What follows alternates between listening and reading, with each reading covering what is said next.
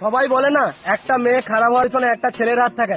আমি তো বলবো একটা লয়াল মেয়ে খারাপ হওয়ার পিছনে তার 12 ভাতারি খানকি মাগি বান্ধবীর হাত থাকে। তার কারণ একটা মেয়ে তোমাকে মন থেকে ভালোবাসে, তোমার সাথে অনেকদিন সম্পর্ক চালিয়েছে, অনেক বছর সম্পর্ক চালিয়েছে, কিন্তু তার বান্ধবী তার বয়ফ্রেন্ডের সাথে দেখা করতে হবে, বলবে চল আমার সাথে চল। যে বলবে আমার বয়ফ্রেন্ডের সাথে যে ছেলেটা এসেছিল ওর সাথে প্রেম করবি, আমার একটা বন্ধু আছে তার সাথে প্রেম করবি, আমার এর সাথে প্রেম করবি, আমার বালের সাথে প্রেম করবি, সব সময় তাকে অ্যাপ্রোচ করতেই থাকে। বলবে আমি তো 4 জনের সাথে চলে কোথায় কিছু হচ্ছে না। আরে তোর বয়ফ্রেন্ড কিছু জানতেই পারবে না, দুদিন কথা বলে দেখ, যদি না ভালো লাগে কথা বলতে হবে না। তোর বয়ফ্রেন্ডকে কে বলতে যাচ্ছে? তোর বয়ফ্রেন্ডের ঘর তো অনেক দূরে, সে তো জানতেই পারবে না।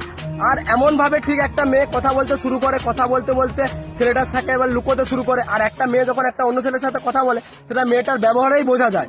বাট মেয়েদের বুদ্ধি আটুতে থাকে, এমন এমন কাজ করে, ছেলেকে ব্লক করে ফোন করবে, ফোন করে বলবে যে বাবা ফোন করছিল, রাত 12টার সময় বলবে যে মাসি ফোন করেছিল, তাই অন্য করে ব্যস্ত ছিল। যে ছেলেটার কাছেও মেয়েটা ধীরে ধীরে খারাপ হয়ে যায়, যে ওই মেয়েটা আবার যেই ছেলেটাকে ভালোবাসতে হবে সেই ছেলেটাকেই শত্রু ভাবতে শুরু করে। কারণ সেই ছেলেটাই ওকে এবার প্রত্যেকটা জিনিসে বাধা দিতে, সন্দেহ করতে শুরু করে। দিয়ে ওই মেয়েটা এবার অন্য একটা ছেলের সাথে যখন দেখা করে যখন ওর সাথে কিছু শারীরিক কিছু করে নেয়, করার পর তখন মেয়েটা আগের যে ছেলেটাকে ভালোবাসতো তার সাথে ব্রেকআপ করতে চায়।